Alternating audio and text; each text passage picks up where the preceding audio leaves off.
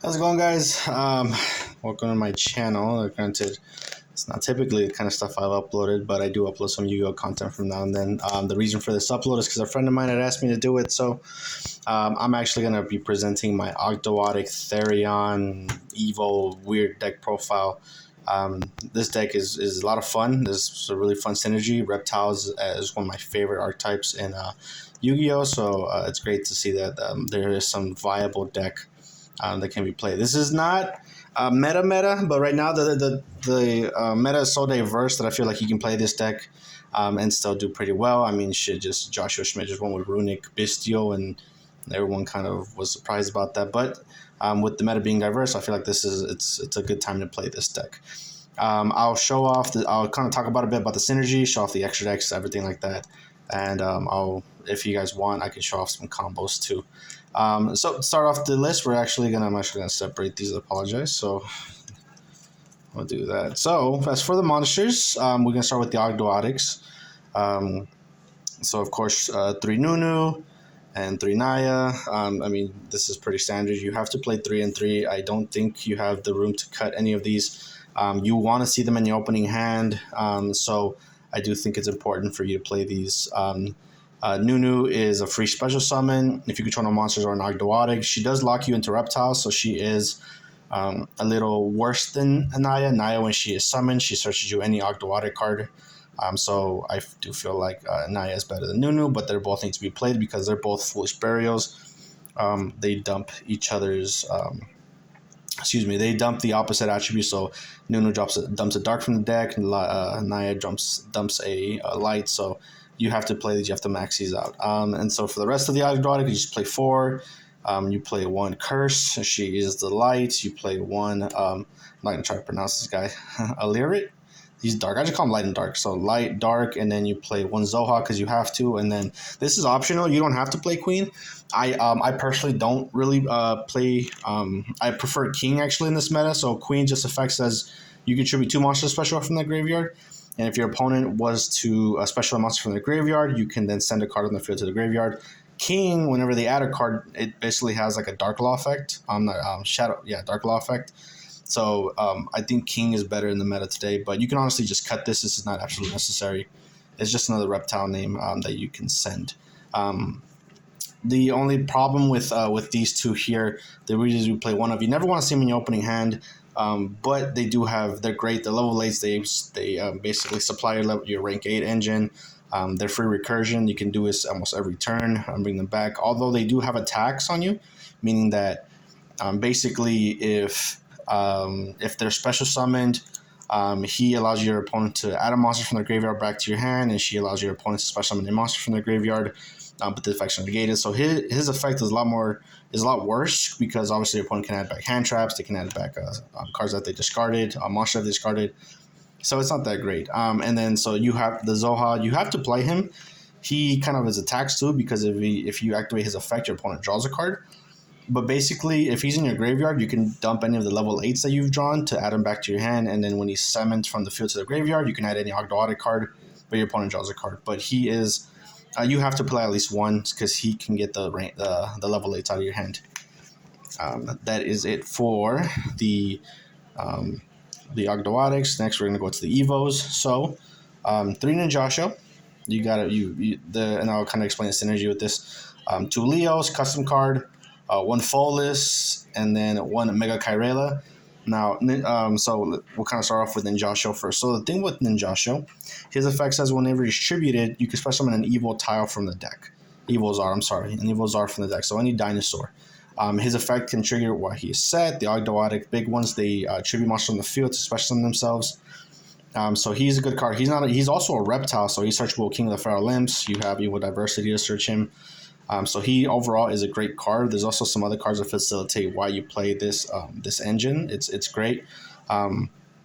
So Mega Kyralia, she just adds materials back to your Evol Czars with no materials. Folis is a good card. He can be cut. He's optional. You can substitute him for something else. He basically allows you to special summon any evil tile from your graveyard or hand in face-on defense. So Yugioh, and then he can set Evil Force, which is a tribute directly from the deck. He also protects your monsters from destruction by attributing him. So he's not a terrible card. There are some combos with him, but he can be honestly cut. And then we go to the last card of the engine, which of course is Leos. Now, Leos is an absolute busted card. I feel like he's a custom card. His effect says that when he's summoned, you can set a evil singularity directly from the deck. Second effect says if you special summon by the effect of a fire reptile, you can then send a fire monster, a fire reptile or dinosaur from the deck to the graveyard, and then change 2 monsters in the field to that attribute and type. Insane. And so I'll show you what other cards we play to facilitate his effect, because he can turn any of your Ogdoatics into level 4 dinosaurs if you send another copy of himself, or if you send, I might as well just do this. So Miscellaneousaurus, which then will facilitate I just call him the Diamond Alligator. Archosaur. So obviously Leos can send Miscellaneousaurus that can then banish himself to special summon Archosaur. And then Archosaur's effect is very interesting because he can pop monsters on the field to then search you reptiles, sea serpents, and winged beasts up to the same level.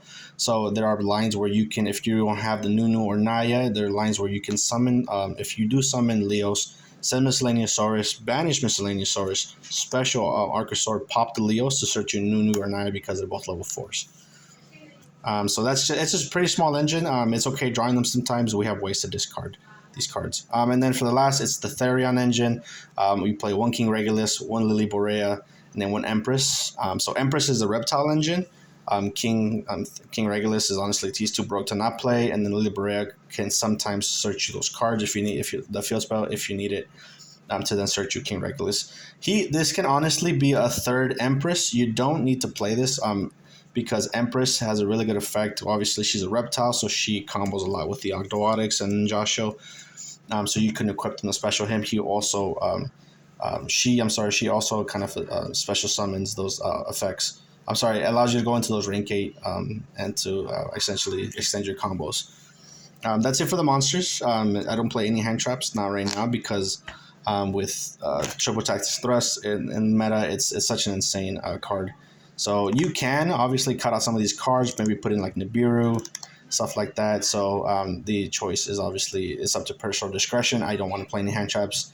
The only hand traps I do play, and then we'll talk about later.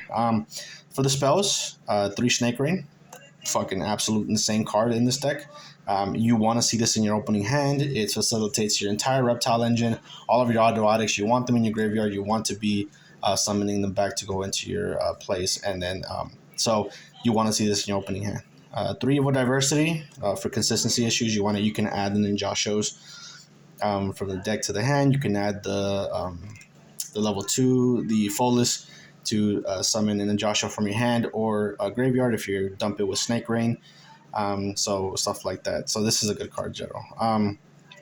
2 Serpent Stone. This is a good card. It's the continuous spell for the Ogdoatics. Basically, the effect says that you can send a monster from the field or hand to the graveyard, special summon a reptile with a different attribute than the monster you sent. So you can send, it just says monster, so of course you can send, Miscellaneousaurus, a special into the light or dark. You can send Archosaurus, special the darks. Leos, once again, you can send any monster as long as it's different. The attribute is different for the reptile. You can special summon from the graveyard. Doesn't have a level restriction. Great card. Second effect says if your opponent sends a monster to the graveyard, you can Foolish Burial any reptile. It's a good card. Play it at 2. You can honestly, you can probably bump up to 3. I wouldn't recommend it though.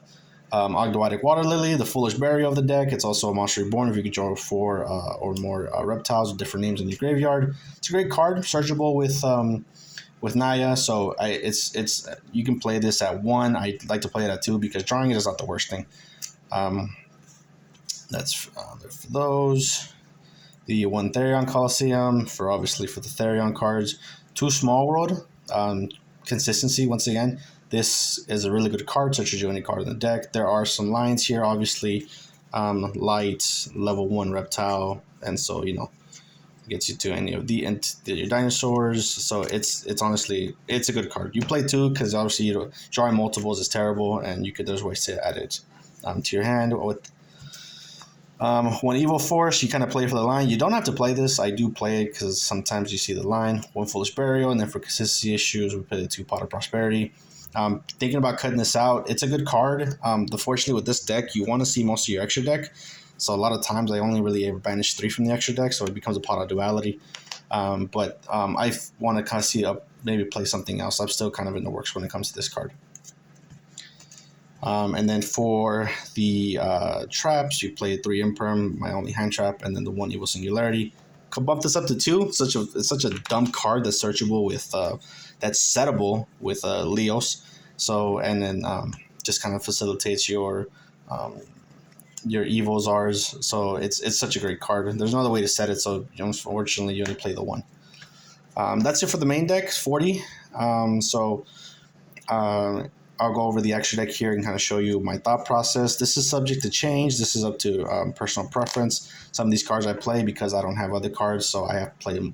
I play certain cards here. So for my extra deck, 1 Dark Charmer and then 1 Unicorn. So this is obviously to get certain monsters off the field. Also, Dark Charmer is not a terrible card, so it shows you a lot of cards. And then if you do the Unicorn play, this could be an SP, this could be an IP Masquerena. Typically, most of the time, it's an IP or it could be an SP, but I don't own an SP, so I'm not gonna waste $110 to get one, even though it's such a good card. Excuse me. These are the only links that I play, so this can be like subject to change. It's up to personal discretion. For the rank 4s, 1 Spriggan Merrymaker, you play this because you can go into the Gigantic. 1 King of the Feral Imps. I'm honestly going to probably bump this up to 2, maybe take out one of the other cards because he's so good. He searches you so much of your engine that honestly playing multiples is not terrible. 1 Dolka, 1 Logia, 1 Lars. Lars is really good.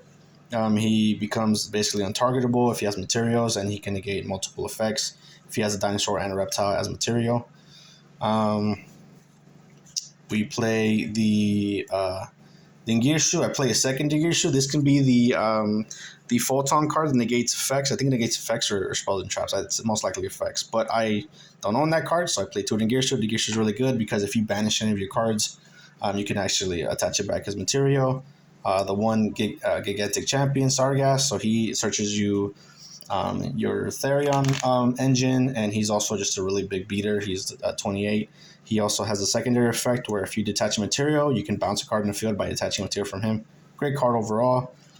I play the Jaglublion engine, so this is for the OTK lines. So this, depending on the game state, you can either go Titanic Galaxy equipped Numeron Dragon, or if you're going to go for the OTK, Numeron Dragon, equip the Titanic Galaxy. So this is such a great engine because Jaglublion actually specials from Graveyard as well. So if you want to do a turn 1 Hope Harbinger, and then if he leaves the field, you can, and he's still on the field, you can then special summon in the opposite way to go for that OTK.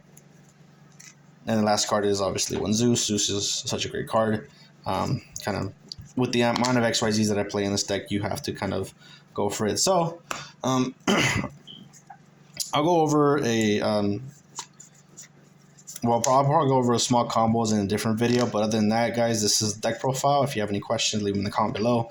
This is a lot of fun. I'm going to start taking this to locals. This is one of my favorite decks. I still haven't created a side deck. I still have to think about, there's still a lot of playtesting to do with this deck. But yeah, guys, if you have any questions, leave them in the comments below.